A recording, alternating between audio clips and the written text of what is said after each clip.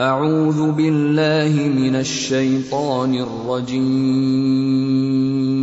پناہ مانگتا ہوں اللہ کی شیطان مردود سے۔ بسم اللہ الرحمن الرحیم، شروع اللہ کے نام سے جو رحمان و رحیم ہے۔ الحاقہ ما الحاقہ وما ادراک ما الحاقہ، ہونی شدنی، کیا ہے وہ ہونی شدنی، اور تم کیا جانو کہ وہ کیا ہے ہونی شدنی۔ کذبت ثمود وعاد بالقارعہ فأما ثمود فأہلکوا بالطاغیہ، سمود اور عاد نے اس اچانک ٹوٹ پڑنے والی آفت کو جھٹلایا تو سمود ایک سخت حادثے سے ہلاک کیے گئے۔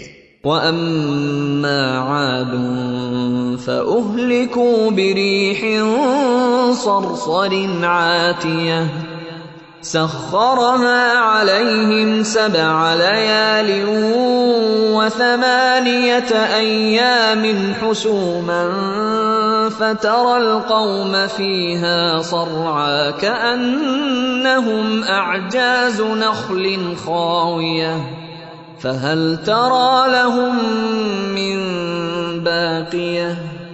اور عاد ایک بڑی شدید طوفانی آندھی سے تباہ کر دیے گئے۔ اللہ تعالیٰ نے اس کو مسلسل 7 رات اور 8 دن ان پر مسلط رکھا۔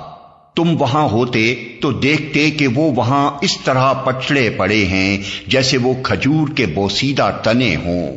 اب کیا ان میں سے کوئی تمہیں باقی بچا نظر آتا ہے؟ وَجَاءَ فِرْعَوْنُ وَمَن قَبْلَهُ وَالْمُؤْتَفِكَاتُ بِالْخَاطِئَةِ فَعَصَوْا رَسُولَ رَبِّهِمْ فَأَخَذَهُمْ أَخْذَةً رَّابِيَةً۔ اور اسی خطائے عظیم کا ارتکاب فرعون اور اس سے پہلے کے لوگوں نے اور تلپٹ ہو جانے والی بستیوں نے کیا۔ ان سب نے اپنے رب کے رسول کی بات نہ مانی تو اس نے ان کو بڑی سختی کے ساتھ پکڑا۔ اِنَّا لَمَّا طَغَى الْمَاءُ حَمَلْنَاكُمْ فِي الْجَارِيَةِ لِنَجْعَلَهَا لَكُمْ تَذْكِرَةً وَتَعِيَهَا أُذُنٌ وَاعِيَةٌ۔ جب پانی کا طوفان حد سے گزر گیا تو ہم نے تم کو کشتی میں سوار کر دیا تھا تاکہ اس واقعے کو تمہارے لیے ایک سبق آموز یادگار بنا دیں اور یاد رکھنے والے کان اس کی یاد محفوظ رکھیں۔ فَإِذَا نُفِخَ فِي الصُّورِ نَفْخَةٌ وَاحِدَةٌ وَحُمِلَتِ الْأَرْضُ وَالْجِبَالُ فَدُكَّتَا دَكَّةً وَاحِدَةً فَيَوْمَئِذٍ وَقَعَتِ الْوَاقِعَةُ وَانشَقَّتِ السَّمَاءُ فَهِيَ يَوْمَئِذٍ وَاهِيَةٌ وَالْمَلَكُ عَلَى أَرْجَائِهَا وَيَحْمِلُ عَرْشَ رَبِّكَ فَوْقَهُمْ يَوْمَئِذٍ 8 يَوْمَئِذٍ تُعْرَضُونَ لَا تَخْفَى مِنكُمْ خَافِيَةٌ۔ پھر جب ایک دفعہ سور میں پھونک مار دی جائے گی اور زمین اور پہاڑوں کو اٹھا کر ایک ہی چوٹ میں ریزہ ریزہ کر دیا جائے گا، اس روز وہ ہونے والا واقعہ پیش آ جائے گا۔ اس دن آسمان پھٹے گا اور اس کی بندش ڈھیلی پڑ جائے گی، فرشتے اس کے اطراف و جوانب میں ہوں گے اور 8 فرشتے اس روز تیرے رب کا عرش اپنے اوپر اٹھائے ہوئے ہوں گے۔ وہ دن ہوگا جب تم لوگ پیش کیے جاؤ گے، تمہارا کوئی راز بھی چھپا نہ رہ جائے گا۔ فَأَمَّا مَنْ أُوتِيَ كِتَابَهُ بِيَمِينِهِ فَيَقُولُ هَاؤُمُ اقْرَءُوا كِتَابِيَهْ إِنِّي ظَنَنتُ أَنِّي مُلَاقٍ حِسَابِيَهْ۔ اس وقت جس کا نامہ اعمال اس کے سیدھے ہاتھ میں دیا جائے گا وہ کہے گا لو دیکھو پڑھو میرا نامہ اعمال، میں سمجھتا تھا کہ مجھے ضرور اپنا حساب ملنے والا ہے۔ فَهُوَ فِي عِيشَةٍ رَاضِيَةٍ فِي جَنَّةٍ عَالِيَةٍ قُطُوفُهَا دَانِيَةٌ كُلُوا وَاشْرَبُوا هَنِيئًا بِمَا أَسْلَفْتُمْ فِي الْأَيَّامِ الْخَالِيَةِ۔ پس وہ دل پسند عیش میں ہوگا عالی مقام جنت میں، جس کے پھلوں کے گچھے جھکے پڑ رہے ہوں گے۔ ایسے لوگوں سے کہا جائے گا مزے سے کھاؤ اور پیو اپنے ان اعمال کے بدلے جو تم نے گزرے ہوئے دنوں میں کیے ہیں۔ وَأَمَّا مَنْ أُوتِيَ كِتَابَهُ بِشِمَالِهِ فَيَقُولُ يَا لَيْتَنِي لَمْ أُوتَ كِتَابِيَهْ وَلَمْ أَدْرِ مَا حِسَابِيَهْ يَا لَيْتَهَا كَانَتِ الْقَاضِيَةَ مَا أَغْنَى عَنِّي مَالِيَهْ هَلَكَ عَنِّي سُلْطَانِيَهْ۔ اور جس کا نامہ اعمال اس کے بائیں ہاتھ میں دیا جائے گا وہ کہے گا کاش میرا اعمال نامہ مجھے نہ دیا گیا ہوتا اور میں نہ جانتا کہ میرا حساب کیا ہے، کاش میری وہی موت جو دنیا میں آئی تھی فیصلہ کن ہوتی۔ آج میرا مال میرے کچھ کام نہ آیا، میرا سارا اقتدار ختم ہو گیا۔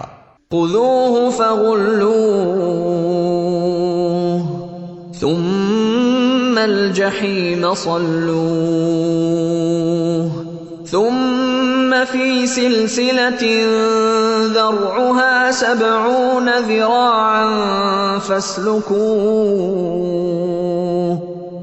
حکم ہوگا پکڑو اسے اور اس کی گردن میں توق ڈال دو، پھر اسے جہنم میں جھونک دو، پھر اس کو 70 ہاتھ لمبی زنجیر میں جکڑ دو۔